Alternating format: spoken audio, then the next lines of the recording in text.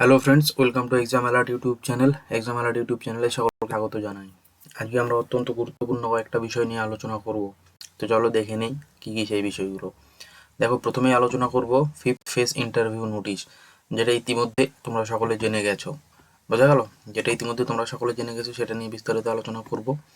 তারপর আলোচনা করব যে ভ্যাকান্সি বৃদ্ধির সম্ভাবনা কতটা, বা বৃদ্ধি হলেও সেটা কতটা বৃদ্ধি হতে পারে বা কবে বৃদ্ধি হতে পারে, সেটা নিয়েও বিস্তারিত আলোচনা হবে। এবং বৃদ্ধি হলে সেটা কখন বৃদ্ধি হবে সেটা নিয়ে বিস্তারিত আলোচনা হবে, সেটা তো বললামই।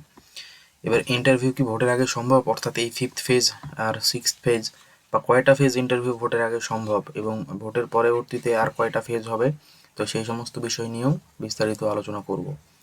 এবং সবচেয়ে বড় কথা হচ্ছে, এবারও কি 2022-এর ট্রেন্ড ফলো হচ্ছে, সেই জিনিসটা আমরা দেখব এবং বিস্তারিত উদাহরণ সহকারে দেখব যে 2022-এর ট্রেন্ড কি ফলো হচ্ছে।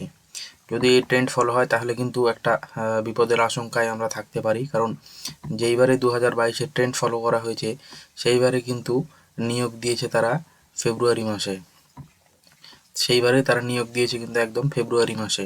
এবার যদি 2022-এর ট্রেন্ডটাকেই ফলো করা হয় তাহলে কিন্তু এই নিয়োগ হতে হতেও 2027 সালের ফেব্রুয়ারি হবে, তাতে কিন্তু কোনো সন্দেহ নেই। তো আমরা আশা করব যে এবারেও 2022-এর যে ট্রেন্ড সেটাকে ফলো করা হবে না এবং পুজোর আগেই আমাদের প্যানেল দিয়ে দেবে। কিন্তু ইন্টারভিউ কবে কি হবে সেই সমস্ত নিয়ে বিস্তারিত আলোচনা করছি। তো চলো দেখো, ভ্যাকান্সি বৃদ্ধির সম্ভাবনা যেটা, সেটা অবশ্যই বলবো ভ্যাকান্সি বৃদ্ধির সম্ভাবনা একটা আছেই। এর আগের একটা ভিডিওতে অনেকে অনেক কথাই বলেছিলে, কিন্তু আমি তাও বলবো যে ভ্যাকান্সি বৃদ্ধির একটা সম্ভাবনা কিন্তু থেকেই যাচ্ছে। যেহেতু সামনে ভোট এবং এই ভোটকে লক্ষ্য করে কিন্তু আমাদের এই ভ্যাকান্সিটা দেওয়া হয়েছে, তো সেটা কিন্তু at the end of the day final প্যানেলের সময় হোক কিংবা মাঝামাঝি সময় হোক, ভ্যাকান্সি কিন্তু বৃদ্ধির একটা প্রবল সম্ভাবনা থেকে যাচ্ছে। ভ্যাকান্সি অবশ্যই বৃদ্ধি হবে, সেটা এবার কত বৃদ্ধি হবে, সেটা বৃদ্ধি হতে পারে 2K থেকে 5K, অর্থাৎ 2000 থেকে 5000 মতো জিনিসটা বৃদ্ধি হতে পারে। তবে 5000 আশা না করাই ভালো। মোটামুটিভাবে 2 থেকে 2500 মতো বৃদ্ধি হবে, এবং সেটা বৃদ্ধি হবে ফাইনাল প্যানেলের সময়। যখন ফাইনাল প্যানেল দিবে সেই সময় কিন্তু এই জিনিসটা বৃদ্ধি হবে ভ্যাকান্সি। তোমরা সকলে সেই জিনিসটা তখনই বুঝতে পারবে। তারপর দেখো, ইন্টারভিউ কি ভোটের আগে সম্ভব? দেখো, ইন্টারভিউ বর্তমান পরিস্থিতিতে দাঁড়িয়ে কিন্তু ভোটের আগে আর কোনো মতোই সম্ভব নয়, একদমই সম্ভব নয় ইন্টারভিউ। যদিও বা আর একটা ফেজ যদি নিয়ে নেওয়া যায়, নিয়ে নিতে পারে, কিন্তু তাছাড়া মনে হয় না যে ইন্টারভিউ ভোটের আগে সম্ভব হবে, কারণ মার্চেই ভোট ডিক্লেয়ার হয়ে যাচ্ছে এবং ভোট ডিক্লেয়ার হয়ে গেলে কিন্তু যারা ইন্টারভিউয়ার, যারা প্যানেলে বসে আছেন, তারা কিন্তু সকলেই ব্যস্ত হয়ে পড়বেন এবং সেই জন্য কিন্তু ইন্টারভিউ নেওয়া সম্ভব হয়ে উঠবে না। তো দেখা যাক এই ইন্টারভিউটা নেওয়ার পরে আর কয়টা ইন্টারভিউ নেয়, মানে কয়টা ফেজ আর হয়। তো সেটাই এখন লক্ষ্যের বিষয় যে কয়টা ফেজ আর হচ্ছে। কিন্তু যতদূর খবর যে ইন্টারভিউ কিন্তু মাঝপথে থেমে যাবে এবং পরবর্তীতে আবার ভোটের পরে ইন্টারভিউটা শুরু হবে। বোঝা গেল? তো যারা যারা প্রিপারেশান নিচ্ছিলে, জোর কদমে প্রিপারেশানটা নিতে থাকো। প্রিপারেশান নিতে তো আর ক্ষতি নেই। এবার দেখা যাক কবে কি হচ্ছে। তবে যেটা এখন অবধি খবর, ইন্টারভিউ কিন্তু ভোটের আগে কোনো মতেই সম্ভব হবে না শেষ হওয়া। শেষ হবে কিন্তু ভোটের পরে। এবং প্যানেল যেটা, সেটা যদি পুজোর আগে দিয়ে দেয় তাহলে তো খুব ভালো কথা। যদি পুজোর আগে দিয়ে দেয় খুব ভালো কথা, এবং যদি না দেয় তাহলে কিন্তু তোমরা 110% নিশ্চিত থাকতে পারো যে এটাও ওই ফেব্রুয়ারিতেই করাবে।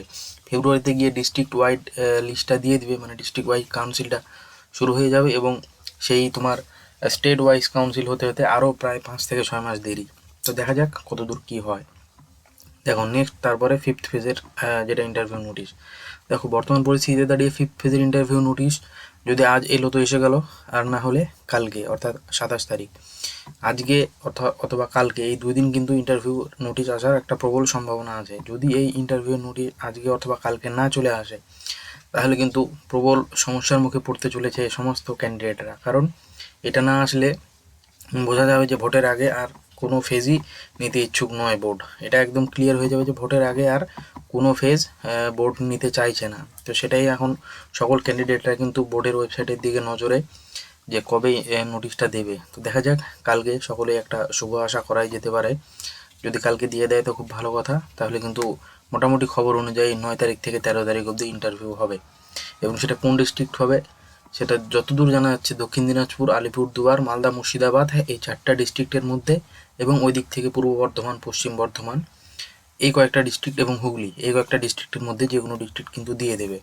তো সকলেই সেই জিনিসটার জন্য অপেক্ষায় আছি। এবার দেখা যাক কবে কি হয়। তো আশা করা যায় কালকে নোটিশ চলে আসবে। যদি নোটিশ চলে এলো তাহলে তো খুব ভালো কথা।